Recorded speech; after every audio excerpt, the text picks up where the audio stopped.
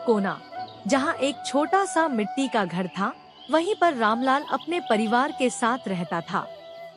रामलाल एक गरीब लेकिन मेहनती किसान था। उसकी दुनिया उसकी पत्नी सरिता और दो बच्चे मोहन और गीता के इर्द गिर्द घूमती थी।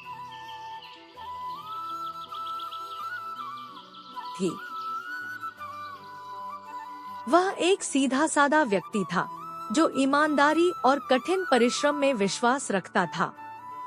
लेकिन उसकी गरीबी उसके हर कदम पर एक नई चुनौती लेकर आती थी।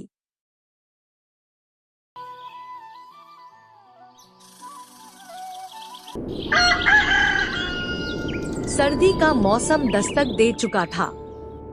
ठंडी हवाएं हड्डियों तक को जमा देने वाली थी। गांव के लोग अपनी अपनी रजाइयों और अलाव के सहारे ठंड से बचने की कोशिश कर रहे थे।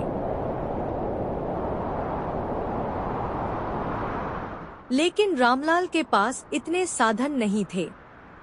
उसके पास एक पुरानी चादर थी, जिसे वह ओढ़कर किसी तरह ठंड को झेल रहा था।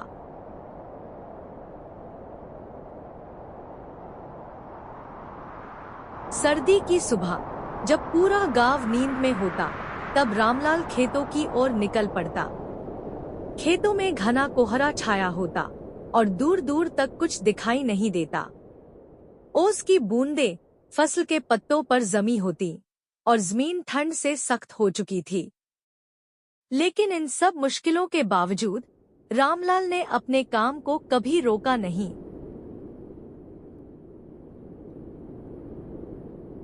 रामलाल का खेत बहुत बड़ा नहीं था, लेकिन उसके लिए वही सब कुछ था।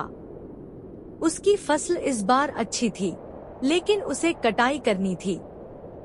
ठंड इतनी थी कि उसके हाथ अकड़ जाते, फिर भी वह दरांती लेकर काम में जुट जाता।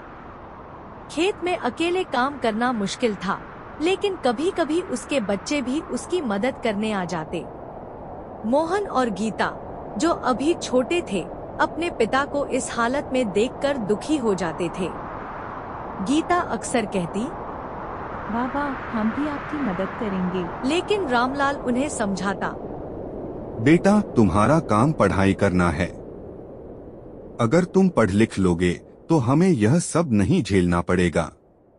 रामलाल की पत्नी सरिता घर पर ही चूल्हा जलाकर उनके लिए गरम रोटियां बनाती।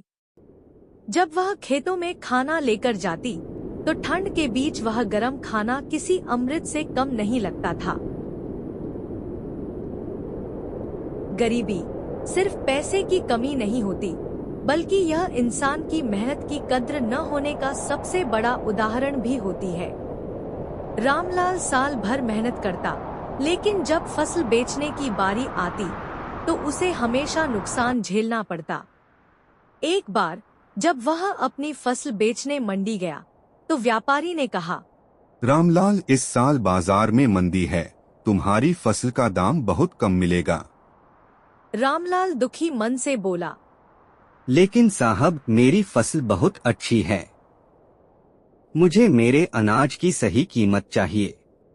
व्यापारी हंसते हुए बोला, अगर सही कीमत चाहिए तो शहर जाकर बेचो। लेकिन शहर जाना उसके लिए संभव नहीं था। ठंड के कारण एक दिन रामलाल बहुत बीमार पड़ गया। लगातार खुले में काम करने से उसे तेज बुखार आ गया, लेकिन उसके पास डॉक्टर को दिखाने के पैसे नहीं थे। सरिता ने घरेलू नुस्खों से उसका इलाज किया। गांव की कुछ औरतें भी आईं और जड़ी बूटियों से दवा बनाई।